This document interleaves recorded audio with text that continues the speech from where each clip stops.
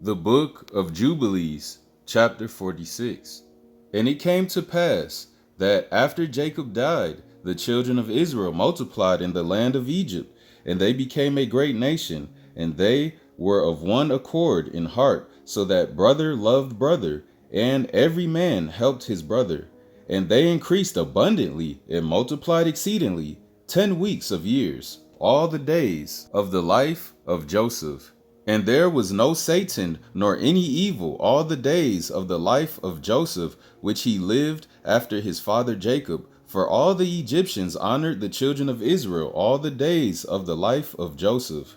And Joseph died, being 110 years old. 17 years he lived in the land of Canaan, and 10 years he was a servant, and 3 years in prison, and 80 years he was under the king, ruling all the land of Egypt. And he died, and all his brethren in all that generation.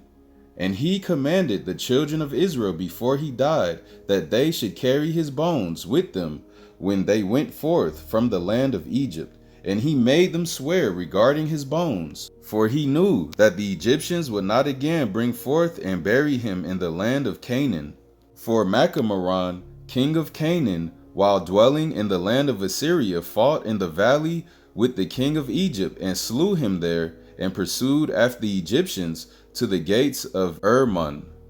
But he was not able to enter, for another, and a new king had become king of Egypt, and he was stronger than he. And he returned to the land of Canaan, and the gates of Egypt were closed, and none went out, and none came into Egypt. And Joseph died in the 46th Jubilee, in the 6th week, in the 2nd year. And they buried him in the land of Egypt, and all his brethren died after him. And the king of Egypt went forth to war with the king of Canaan in the 47th Jubilee, in the 2nd week, in the 2nd year. And the children of Israel brought forth all the bones of the children of Jacob, save the bones of Joseph, and they buried them in the field in the double cave in the mountain. And the most of them returned to Egypt, but a few of them remained in the mountains of Hebron. And Amram thy father remained with them. And the king of Canaan was victorious over the king of Egypt, and he closed the gates of Egypt. And he devised an evil device against the children of Israel, of afflicting them. And he said unto the people of Egypt, Behold, the people of the children of Israel have increased and multiplied more than we.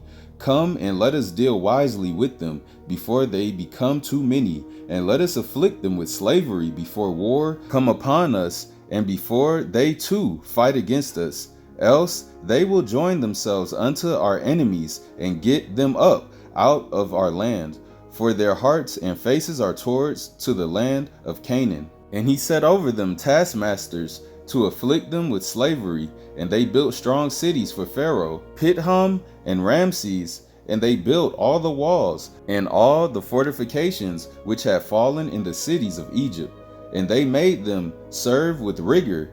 And the more they dealt evilly with them, the more they increased and multiplied. And the people of Egypt abominated the children of Israel. All praise to the power of the Son of Man, Abraham, Isaac, and Jacob, Father, I am that I am, and his only begotten Son, the Son of Man, to finally come and save the lost sheep of the house of Israel in our trying times, aka spiritual Jacob's trouble. This chapter was beautiful because it really shows the transition of power from the old Pharaoh to the new Pharaoh. The old Pharaoh, he was in favor of Joseph, and he honored Joseph, and he honored Joseph's wishes, which was to basically, care for and tend to the children of Israel.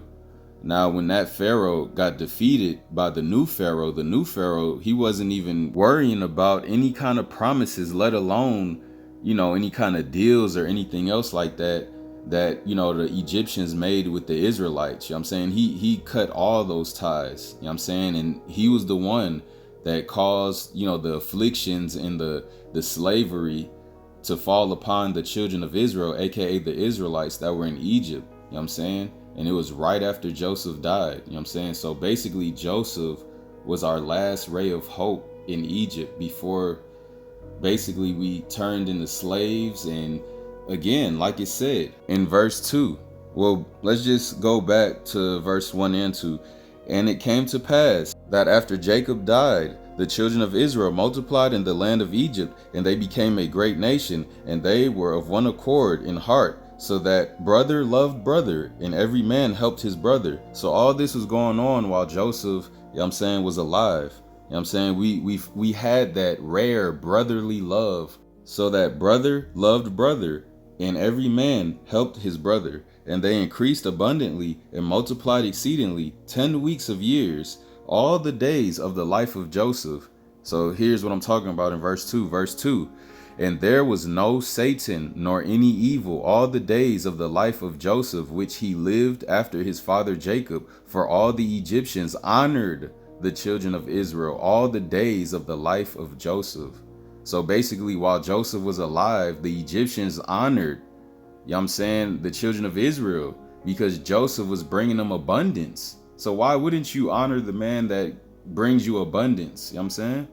So as you can see here, the transition of right after Joseph died, I guess, I'm not sure, but I guess that's when, us as Israelites started going off, started worshiping the Egyptian gods, or this is just, what I'm thinking. It's not what's written in stone, but this is basically what I'm thinking, because according to the Bible, whenever we transgress the law, that's when, the adversary gets a stronghold over us.